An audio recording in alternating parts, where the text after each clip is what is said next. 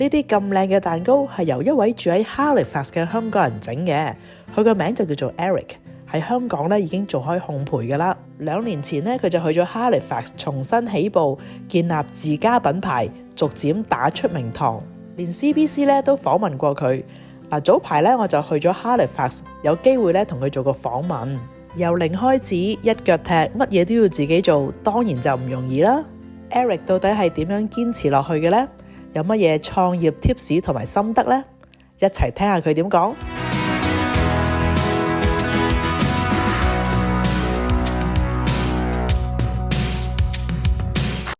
Hello， 大家好。今日咧我就好開心啦，我就嚟到 Halifax 咧，亦都揾到個香港人過嚟咧，同我做訪問喎。佢咧就係 Eric 啦。咁 Eric 過咗 Halifax 咧，就大概係2年到啦。Eric 可唔可以同啲觀眾介紹一下你自己？大家好，我係 Eric。咁就我嚟咗 Halifax 2年多啲，就2020年嘅2月嚟嘅。咁嗰時正值就疫情啱啱加拿大啱啱開始啊。咁啊嚟咗就啱啱 lock down， 就 lock 咗半年。咁之後咧就開始就諗下啲嘢搞啦。咁啊要維生噶嘛，要揾食噶嘛。咁就因為自己就喺香港咧就做咗10幾年呢個做烘焙啊。咁所以就有一門手藝，咁啊重新再搞咯。咁啊正值就睇到即係政府講咧就呢個叫做鼓勵中小企。咁就諗住谷翻起個經濟，咁就話如果你做啲低風險嘅食品咧，咁就可以喺屋企做，咁就唔需要一個 license kitchen 都可以做到。咁我而家做呢啲曲奇啊，呢啲咧算低風險咁就可以自己做，做完咧就可以攞去嗰個 farmer market 嗰度賣咯。係啦，呢個咧就係 Eric 嘅品牌啦。咁可唔可以同大家介紹一下？呢個就係我哋嘅牌子啦，就 Elaine June。就係我太太個法文名嚟嘅，我太太英文名叫 Elaine， 咁啊姓黃喎，咁啊姓黃咧就黃色喎，大肚黃，咁啊喺法文咧就係 June， 咁啊 Elaine June， 咁啊用咗呢個牌子咯，咁啊呢個 logo 就係我阿妹設計嘅，OK，我阿妹設計，咁啊做咗呢個牌子出嚟，咁啊做咗我啲曲奇啦，嗱打開俾大家睇下。好啊。平時就喺後面嗰度做。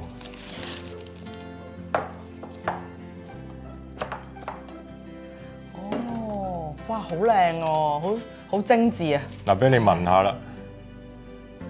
哇，好香。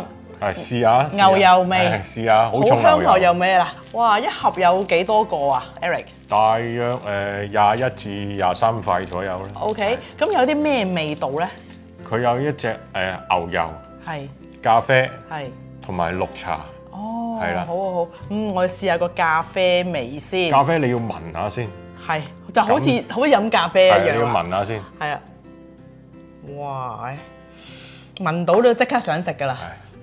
試下先。哇，好鬆脆喎。係咯，一啲都唔漏喎。雖然係牛油曲奇咧，但係一啲都唔漏，好鬆脆。好有咖啡味，點解會法文名咁得意嘅咧？係咪因為你同太太都係喺Montreal 度認識嘅咧？可唔可以同大家講下你哋嘅故事咧？我嗰陣就93年咧就移民咗去 Montreal， 咁嗰陣咧就去嗰度讀 high school 嘅，咁就識咗我太太咯。咁啊喺 high school 度結識嘅，咁因為咁啊紀念我哋喺 Montreal 一個法文嘅地方度相識啊嘛，咁啊〜用咗佢個名就轉咗做法文，咁就做咗呢個牌子咯。嗱，我知道你除咗做呢個自家品牌之外咧，咁你咧喺個 YouTube 咧仲有教啲朋友咧整蛋糕喎。我知道我見到好多 views 同埋好多 subscribers 喎。係咪啊？係啦，咁我哋睇下先。嗱，呢個就係日式芝士蛋糕。其實難唔難整嘅咧？難唔難整啊？就對於我嚟講，我做開嘅係話唔難啦。但係即係如果你要用屋企嘅器材做到呢個效果咧，嗰個控制嗰個火爐嘅溫度啊、時間啊，都係一個好高技巧嚟嘅。你爭少少溫度啊，又會爆面啊，內嗰頭咧又唔得啊。可能即係咧，我焗嗰陣咧，可能要即係唔係可能，直頭係要有三個 stage，就3次唔同嘅溫度，3段唔同嘅時間，咁就控制到個火爐咧就焗出嚟咧，就個面咧就好乾滑，好乾滑，但係裏邊咧就好鬆嘅，好鬆好 fluffy 咁樣嘅嚇。哇！咁我就印咗我公司個 logo 喺度咯。OK，哇！咁你通常咧喺個Farmers Market 咧，你會唔會帶呢個 cheesecake？呢個冇帶去，因為呢個咧，因為帶去咧就運輸好麻煩啦，好容易爛噶嘛。同埋咧cheesecake 呢樣嘢咧就一定要有雪櫃先得，即係你如果冇雪住佢咧，好容易變啊。尤其是嗰啲溫度咧，嗱，如果屋企做出嚟咧，你喺度擺5-6個鐘冇所謂，但係譬如我運去 Farmer Market， 中間可能架車有太陽曬過，咁就會影響個品質嚇。咁所以我而家好多朋友嚟同我訂嘅，好多客嚟同我訂咧，就直接嚟我呢度攞咗之後攞翻屋企咧，就即刻食咯。哇！咁咧我就覺得 Eric 咧就真係由香港過嚟加拿大啦，然之後將香港嘅呢個烘焙事業咧喺加拿大 Halifax 呢邊咧繼續發揚光大喎。因為你過咗嚟只係2年啫嘛，已經有成績啦，已經有熟客啦，係嘛？已經有人仲要特登嚟揾你要落 order 啦。最開心咧就係話，即係我呢個生意我舊年開始做啦，咁嗰陣咧我就未開拓本地市場嘅，咁嗰陣咧就好多香港人支持，尤其是喺溫哥華同埋多倫多都好多香港人支持我，咁啊真係好開心嘅。而家 keep 住都好多回頭客啦，咁我就而家開始咧喺2個月前到啦，就開始進駐咗本地一個 Farmer Market 咯。咁喺嗰度針對翻本地市場嗰啲小姐啊、太太啊、先生啊咁樣，都而家做咗第7個禮拜。咁都好開心啊！每一次擺攤咧，都好多回頭客。同埋開頭對於我嚟講都係一個困難嚟嘅。點解咧？雖然你話我以前移民咗去加拿大咧，咁我翻咗香港做嘢，我03年翻香港，咁啊做嘢做到19年先再過翻嚟。咁我一直都喺香港好少用英文同人溝通啊。咁變咗咧，我開頭喺一個 Farmer Market 嗰度去做 sales 呢樣工作咧，對於我嚟講都係一個好大挑戰，因為全部對嗰啲都係本地嗰啲西人。咁開頭都覺得好困難嘅，但係咧做下咧，而家都變咗一個 top sales。咁而家好多本地客咧，仲話喺度讚我話你真係好 talk 得，好 sell 得。係。咁我想問下你正話咧提到咧就話即係有 Vancouver 同埋多倫多嘅香港人都好支持你啊！咁可以講多少少俾我哋聽啊？譬如舊年我做月餅咧，做到我真係斷氣。嗰陣時講緊做差唔多700幾800個，就唔可以一次過做晒喎。點解咧？一次過做晒咧，你記唔切啊？因為我要 keep 到咧，我分一個 batch 咁做完之後寄一批新鮮，做完一個 batch 又寄一批新鮮。咁我先確保嗰個客收到新鮮，因為尤其是月餅呢樣嘢咧，好容易會發毛。咁變咗咧，就又要控制嗰個生產程序啊，咁樣搞咗2個禮拜，終於清晒。嗰陣時賣咗我都唔記得買300幾盒，終於做到我傻咗。即係成個過程咪又會有啲壓力嘅喎，係咪啊？因為收咗單啊嘛，你收咗單又要喺嗰個時段之前交到貨俾人，因為尤其是月餅或者聖誕曲奇，你要喺有個指定嘅時間佢哋要收到。你冇理由過咗個中秋節先收到啊嘛。但係你又唔可以太早寄喎，太早寄佢收到之後咧，佢留翻中秋節食，一開出嚟又發毛喎。Oh my god！ 咁所以真係一個好大嘅挑戰嚟嘅。哇！所以我今年我冇做啦。我今年都好多朋友問我做唔做，我都好可惜。不過我希望如果來年咧，如果我嗰個生產營運可以營運到，支持到再請到伙計咧，咁到時我就可以請人幫手一齊做。好啊，咁就可以做到咯。好啊好啊，咁樣我哋都好期望咧，你嘅生意咧會繼續 expand 落去。咁我哋咧香港人咧就支持翻香港人啦，要咁啊嗱，我哋香港人即係呢幾年其實都陸陸續續好多人過嚟加拿大，有回流嘅，好似你咁啦，亦都有新移民嘅。咁你有冇啲咩説話同佢哋講？即係如果佢哋又想創業，又或者即係想做翻啲小生意啊咁樣樣，你有冇啲咩有啲 tips 俾佢哋啊？你想做就去做啦，同埋你要有一個捨得放棄你某啲嘢嘅，你有好多嘢犧牲㗎，尤其是你犧牲你嘅精神啊、時間啊、你陪屋企人嘅時間啊，即係我成日都喺度同我老婆講㗎，即係好多人過到嚟加拿大咧。嗰個生活都好寫意啊！點解我咁鬼辛苦咧？我真係好鬼辛苦啊！做到我真係扯晒蝦嘅，真係好辛苦，體力上、勞力上啊、體能啊各樣嘢咧。即係我發覺做咗依年幾兩年咧，我好似老咗好多咁樣。我以前香港都冇咁辛苦，因為我香港我係做廠噶嘛。咁我係有成 team 人，跟住有廠長同我搞，又有晒啲設備啊，係啊，我而家 set up 晒，我變我重新嚟過。係我嗰時香港都冇，我冇話咁樣咁小規模一人公司，自己生產，自己做接單，自己做覆 email， 自己 packing， 自己包裝，由頭到尾自己買貨啊，甚至乎而家去星期六去 Farmer Market 擺檔，自己喺度推銷啊咁樣樣。係。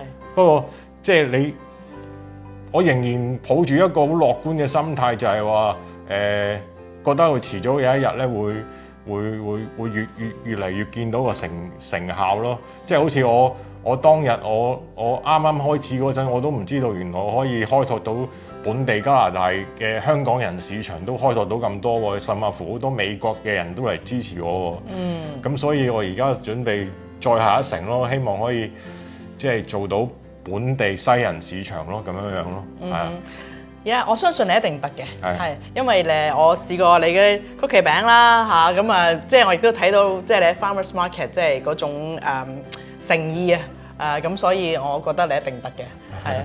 咁其實都係講翻啦，其實好多香港人過到嚟咧，都係會覺得即係哇加拿大好似係好比較慢啲啊，比較 relax 啊，悠哉游哉係咁。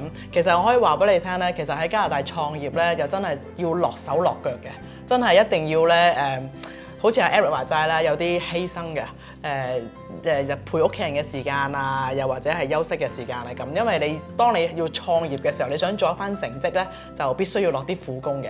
咁但係好處咧就係加拿大咧就真係一個好多空間同埋好多機會俾你發展你嘅事業嘅地方嚟嘅。尤其是咧，我哋而家越嚟越多華人啦，越嚟越多香港人啦，其實咧就真係好多都大家互相支持嘅，其實。係即係譬如講一點啦，加拿大政府其實都好鼓勵中小企嘅創業嘅，好似我之前講我哋呢啲小型生意，佢都鼓勵你，即係唔需要你去 license kitchen 啊。咁譬如我開頭咧，我都撞咗一個板嘅，就係開頭咧，我冇攞一個牌咧，就係叫做喺個聯邦政府度攞個牌喎。咁咧就係點嘅咧？申請咗嗰個牌之後咧，就可以追蹤你啲食品。即是話你嗰罐嘢咧賣咗去溫哥華，萬一咁唔好彩，你嗰啲原材料有啲問題，食到個人可能敏感啊，甚至乎污染咗啊咁樣樣咧，佢可以根據嗰個牌嚟去追蹤翻你嗰個產品。咁嗰陣時咧，我冇申請喎，咁咧就唔知邊個咧咁得閒咧走去嚟篤我背脊啦，咁投訴我。咁咧，但係政府咧就打電話嚟同我講。唔緊要嗱，你即忙中有錯啦，唔緊要㗎，你申請翻就得㗎啦，你做翻嗰個手續啦，唔需要罰你嘅。即係我覺得呢點咧就係嗰個政府咧都係一個好講道理咯，唔會話即係有啲即係鐵板一塊哦。